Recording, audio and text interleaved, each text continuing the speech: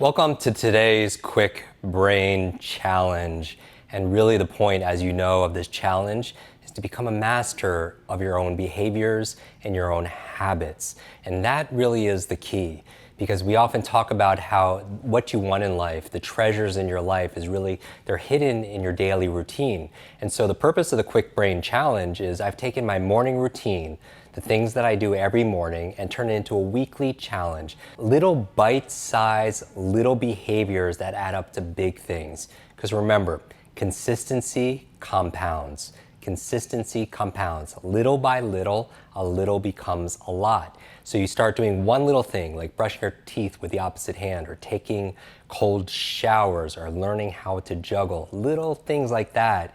It doesn't seem like a lot, but it's a little slight difference. Like one step in another direction can completely change your destination. Another word for destination is your destiny, where you're going to end up. So what's your challenge? Your challenge is to make sure you stay hydrated and to drink enough water. So what are some of the benefits of staying hydrated? Well, here's 6 of them. Number 1, and we're talking about cognitive benefits. Number 1, it helps your concentration and focus. Who doesn't want more of that, right? How do you maintain your focus in a world full of distractions? Stay hydrated. Number 2, the second thing is it helps to balance out your mood and your emotions. Very important. Number 3, it helps you with your memory functioning. Who doesn't want to turn I forgot into I remember, right? Number 4, it helps to add more blood flow and oxygen to the brain. Very important physiological effect of drinking more water.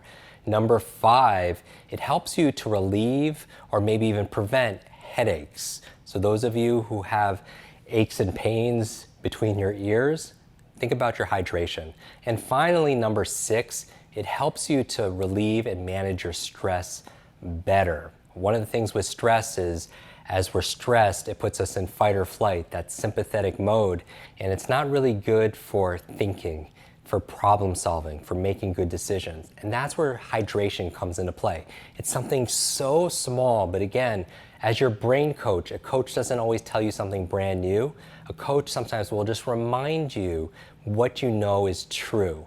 And so when you're thinking about hydration, when you, for example, we talked about this in our sleep episodes we did in optimizing your sleep. Often when you sleep, you could lose up to 1 pound of water overnight through respiration, through perspiration. So you want to be able to hydrate. I always recommend every single time you take a brain break, right?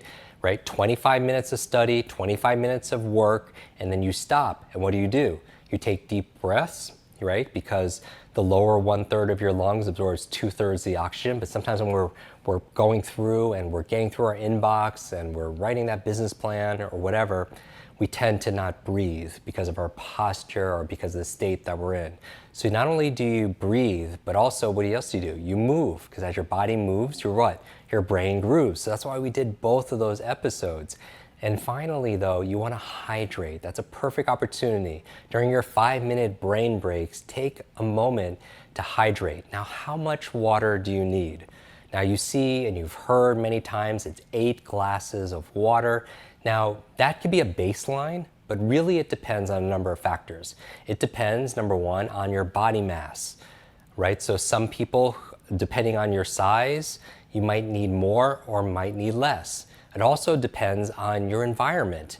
If you live in an environment where it's very hot, for example, it's kind of obvious, but you need to stay more hydrated. It also depends not only on your body mass and your environment in terms of the climate and temperature, also it depends on your activity level. If you work out a lot and you're running a lot and you're exercising, obviously you want to be able to replace that water also as well. So are you up for this Kwik Brain Challenge? Water matters, especially for your gray matter. Are you up for this challenge? Can you do 8 glasses? A lot of my friends we'll go to get our water, and it'll be high quality water depending on where you live. Some people say tap water is not the best.